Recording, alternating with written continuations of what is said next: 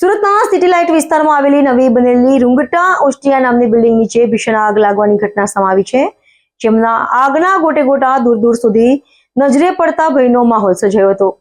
હીરાનગરી સુરતમાં આગની ઘટનાઓ અટકવાનું નામ નથી લઈ રહી. આજે બપોરના સમયે શહેરના પોસ્ટ ગણાતા એવા અણુવ્રત દ્વાર વિસ્તારમાં નવનિર્મિત રૂંગટા બિલ્ડિંગના પરિસરમાં અચાનક આગ ફાટી નીકળતા અફરાતફરીનો માહોલ સર્જાયો હતો. બિલ્ડિંગની પાછળના ભાગમાં જમા થયેલા કચરાના ઢગલામાં લાગેલી આગે જોતજોતામાં વિકરાળ સ્વરૂપ ધારણ કરી લીધું.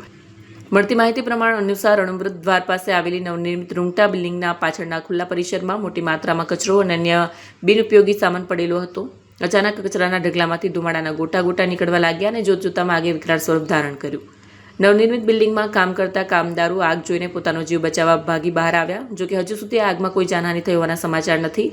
ઘટનાની જાણ થતાં સુરત ફાયર બ્રિગેડની ગાડીઓ તાત્કાલિક ઘટનાસ્થળે દોડી આવી. ફાયર ફાઇટરોએ સતર્કતા દાખવીને આગ પર કાબુ મેળવવા માટે ચારે બાજુથી પાણીનો મારો ચલાવવાનું શરૂ કર્યું. 2 ફાયર સ્ટેશનની 6 થી વધુ ગાડીઓ દ્વારા આગને કાબૂમાં લીધી. હવે ફાયર બ્રિગેડની ભારે જહેમત બાદ આગને કાબૂમાં લેવામાં આવી હતી. આગ એટલી વિકરાળ હતી કે આજુબાજુ બધે ધુમાડો જોવા મળ્યો. રોડ પર ટ્રાફિક જામ પણ સર્જાયો હતો. સર, આપનું નામ ને કઈ પ્રકારની આગ હતી અને ક્યાં લાગેલી હતી? સાહેબ, મારું નામ હરીશભાઈ ગઢવી છે. યુનિવર્સિટી રોડ ઉપર એસસીના કરીને એક સાઈડ છે, ત્યાં ચણતર પ્લાસ્ટરનું કંઈ કામ ચાલતું હતું. એની અંદર આગ લાગેલી હતી.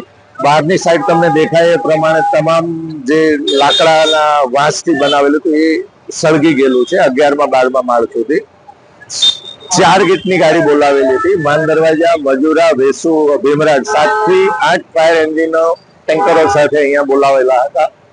સર, કોઈને રેસ્ક્યુ કરવામાં આવ્યા? સાહેબ, મારી પાસે એની કોઈ વિગત નથી, કોઈ રેસ્ક્યુ, કારણ કે હું પોતે હાઇડ્રોલિકમાં ઓપરેટ કરતો હતો, એટલે મારી પાસે એવી કોઈ વિગત હાલ પૂરતી નથી. હડતાલ આશરે કાબુ પાડી સાહેબ, આગ ઓલવાઈ ગયેલી છે. વાહનો પરત કરી દીધેલા છે. નુકસાનનું કઈ કારણ? નુકસાનનું હવે ઇન્વેસ્ટિગેશનમાં ખ્યાલ આવે.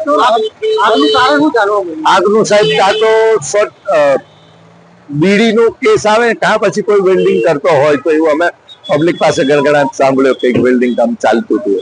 સર, આગનો કોલ કેટલા વાગે આવ્યો? 11:26 નો આગનો કોલ છે સર.